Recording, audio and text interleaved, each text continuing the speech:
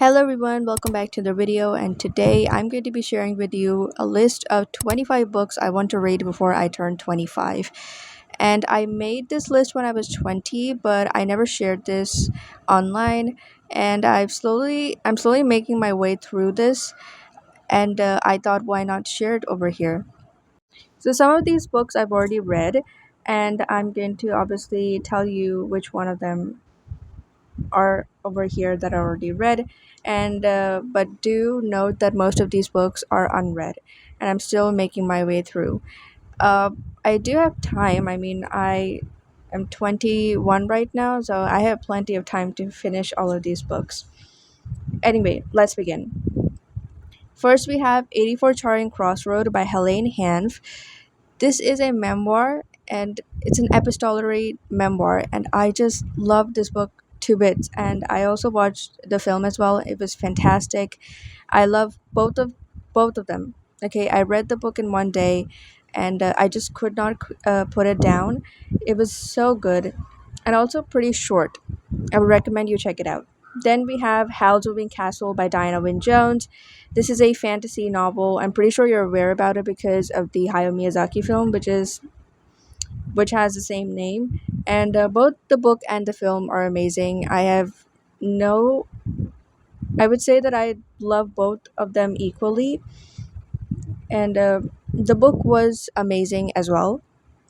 I love how weird and wacky Diana Wynne Jones books are, and they're always so great.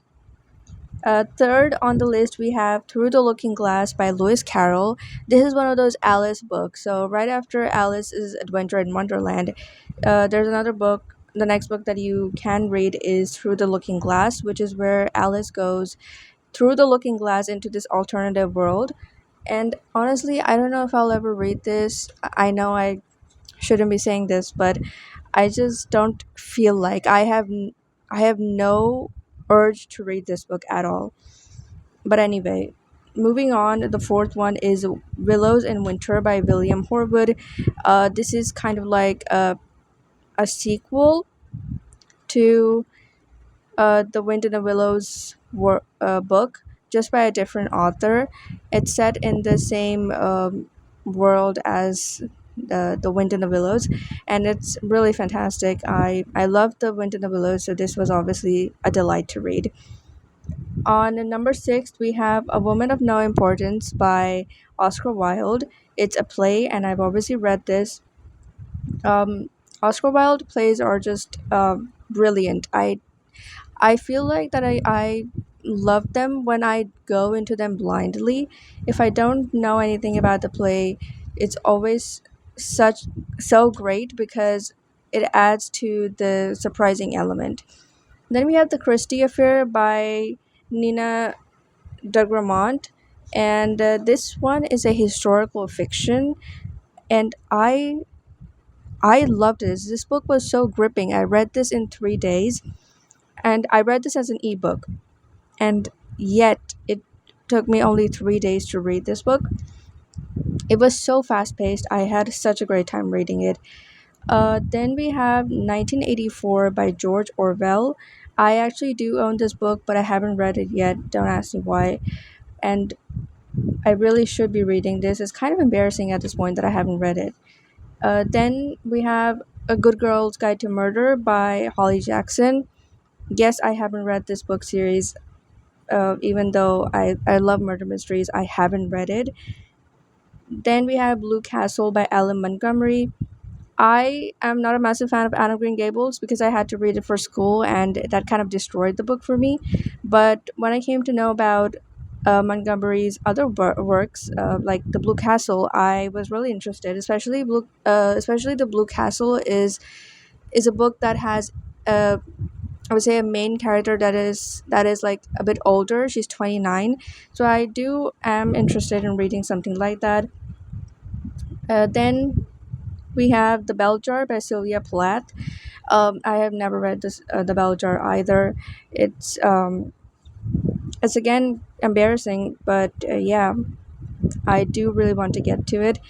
I have heard a lot of things about this book, and yeah, obviously I have heard about the fig analogy, the fig tree analogy, and pretty interested and intrigued by this book. Then we have Villitte by Charlotte Bronte. I love the Bronte sisters' work, even though I've only read Wuthering Heights and Jane Eyre. I do want to continue on with their novels, and Willette is the one I've selected on this list. Then we have a book that I actually DNF. I tried to read this, but I couldn't go through this book at all. It was just not my cup of tea, and I had to DNF it because I know that I was potentially, well, not potentially, I was actually trying to get myself into a reading slump, and I wasn't looking forward to that. And I tried reading this book about like three times, and it just did not work for me. And that book is The Historians, by Elizabeth Kostova. This book is a chunky one. It's a massive book, and it's also really slow.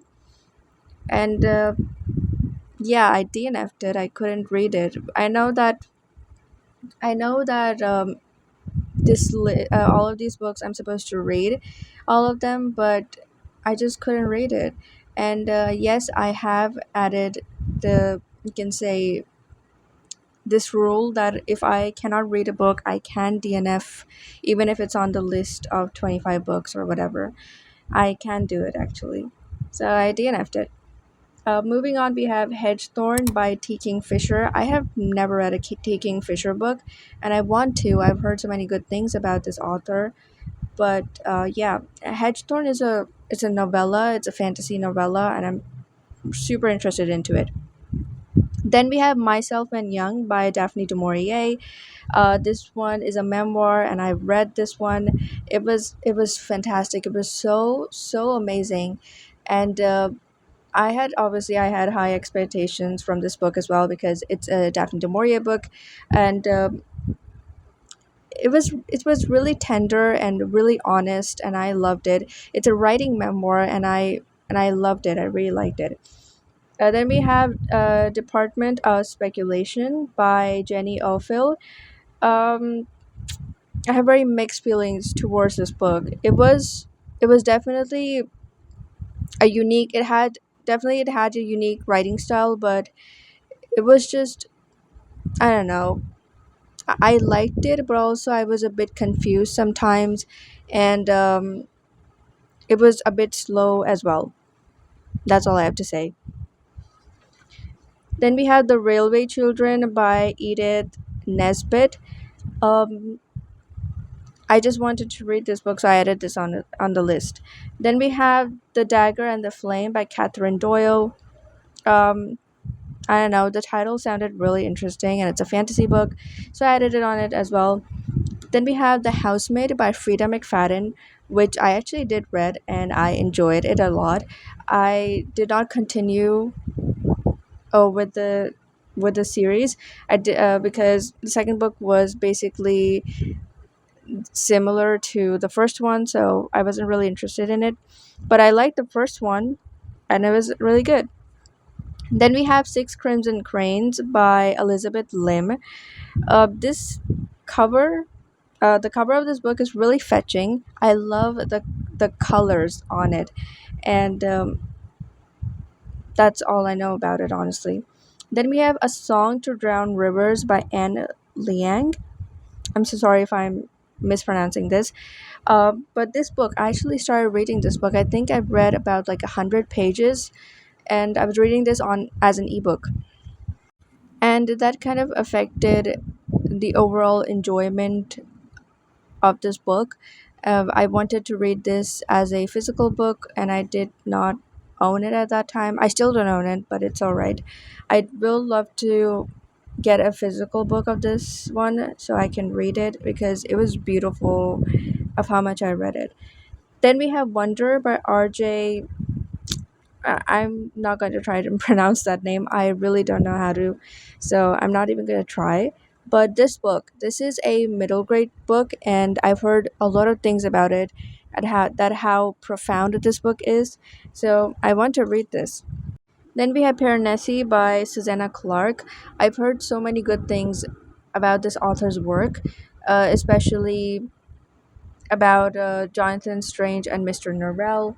So, but that's a really long book. So I decided that I wanted to start out with something short. So I picked up Piranesi instead, and this one is an interesting one. People say that it's kind of like speculative, and it's hard to go through sometimes, but it's so worth it. And you know, it's really again quite profound. I've heard people say that. Then we have Fahrenheit 451 by Ray Bradbury.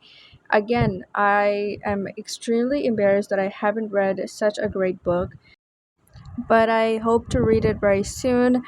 Uh, I know this book is going to be one of the best books I read. I just know it. Then we have Five Little Peppers and How They Grew by Harriet. No, not Harriet. Sorry. Margaret Sidney. Why did I write Harriet over here? I don't know why. I'm actually referring to my notebook. I've written down all of the titles in my notebook, and I've written Harriet instead of Margaret. I don't know why, but I do know the author is Margaret Sidney. And this book is kind of like those classic children literature novel. But I tried reading this book and I couldn't get into it. So I decided that I will just read it some other time, and I still haven't picked it up, but that's all right. And finally, we have The Legend of Sleepy Hollow by Washington Irving, and I've actually read this book. This is a short story, and I really enjoyed it. Um, it was not what I expected it to be. I mean, it was creepy, but not that creepy, I guess. I watched the Tim Burton film Sleepy Hollow, and that was pretty grotesque and also, of course, absurd. But the book, this short story was very different from that.